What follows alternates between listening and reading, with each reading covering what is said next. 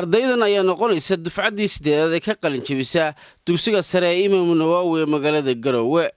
xaflad lagu sagootinayay ardaydan dhammaysatay dugsiga sare ee Imaamu Nawaawi ayaa lagu qabtay magaalada Garowe waxaana ka soo qayb galay macallimiinta iskoolka, waalidiinta ardayda, mas'uuliyiin ka socday wasaaradda waxbarashada iyo jaamacadaha waddanka ku yaala.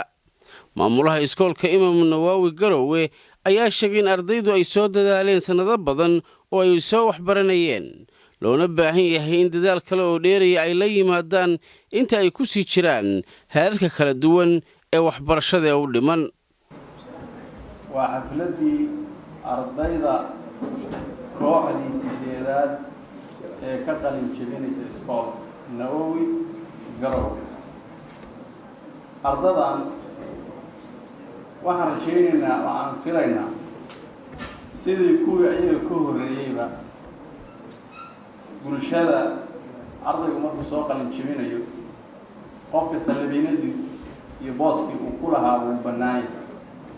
heer buu ka tegayaa heer kaluu galaya, ama heer jaamacadeed ha noqdo ama heer shaqo ha noqdo. heerkaas waxaan rajaynaynaa inay noqdaan kuwo sidii loogu talagalay u buuxiya kartideedana leh. dardaarankaan ardayda u jeedinayno marka waxa ay tahay ardaydu wali imtixaankii ma aysan gelin, 12 sanana way soo fadhiyeen. farxadooda waa la wadaagaynaa, gaar ahaan ay caawa qalin jebinayaan. laakiin howlkamadaalo wali waa haweenay, xafladii waa dhigateen, war badanna waa idin dhiman yahay. wali imtixaankii wali ma aynaan gelin.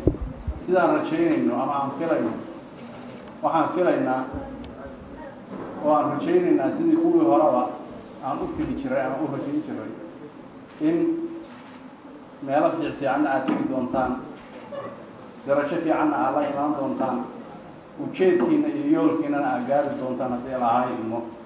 agaasimaha nugaale ee hay-adda ahliga ee Tadaamun Maxamed Shiine ayaa ardayda ugu baaqay inay waxbarashadooda heerka jaamacadeed inay dalka ku qaataan, maadaama dalka laga helayo waxbarasho heer jaamacadeed oo tayo sare leh. ilaahay idinkiis mid waa warbixin kooban. jamciyaddu waxay gacanta ku haysaa 12 iskuul, maamulkeeda ay leedahay 5 secondary iyo 7 iskuul oo isugu jira dugsiyo dhexe iyo sare. in ka badan kumanaan kun oo arday ah baa dhigata iskuulladaas aan sheegay. si aan iskuullada tayadooda u xaqiijino, ardayga waxaan u sameynay deegaan uu wax ku barto. ardaygu fasal ku habboon waa loo sameeyey, dadaal baa lagu bixiyey. waxaa loo sameeyey in macallin quality loo raadiyo si arday quality loo soo baxo.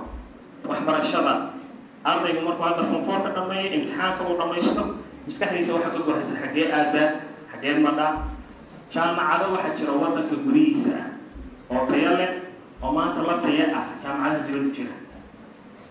3 mas'alaba ardayga jaamacadda localka ah waddanka ku taala markaad dhiganaysid, waalidkii ku dhalay uu kaaga warhaynaya soma adigii fursad waxaad helaysaa. waxbarashadu way ka duwan tahay waxbarashada jaamacadda marka aadid. waxbarashada academiga oo runtii marxaladda dugsi dhexe, sare, secondary ilaa primary way ka duwan tahay. environment-geeduna waa ka duwan yahay, dabeecadooduna waa ka duwan tahay. fursad waxaad heli kartaa gelin dhan oo firaaqo ah, waxyaalo badan aad qabsan karid ay jiraan. sidoo kale waxaad fursad kaloo helaysaa in wax badan aad kaga warhayn karid intaa jaamacadda marxaladaha ugu dambeysay ku jiri shaqooyinka iyo fursadaha kaloo waddanka ka jira. aad baad uga warhaynaysaa. agaasimaha waaxda kormeerka imtixaanaadka ee wasaaradda waxbarashada Puntland ayaa sheegay in dugsiga Imaamu Nawaawi uu kaalin fiican kaga jiro dugsiyada waxbarasho ee dalka ku yaala, waxaana ardaydu uu ku dhiirigeliyey inay waxbarashada sii wataan ilaa heer fiican ay ka gaarayaan. dugsigu waa ammaanay, marxaladaha ugu fiican buu ka galaa Puntland. dhowrkii sano hadda 8 dibcadood kaalin fiican buu ka galay. haddee waa xujaysantiin, idinkaa xujaysan kaalimihii iyo kaalin ka sarraysa.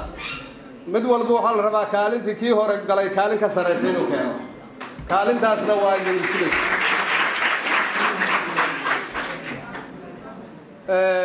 dugsigu waa dadaalay, laakiin isagana waxaan rabnaa inuu minaha sanadka kan meesha uu joogay sanad dambe inuusan joogin oo ka sarra maro baan ka rajaynaynaa. oo qorshe manaha uu la yimaado waxa ka dhiman inuu dhammaystiro. Cabdirasaaq Jubba, RTN TV, Garowe.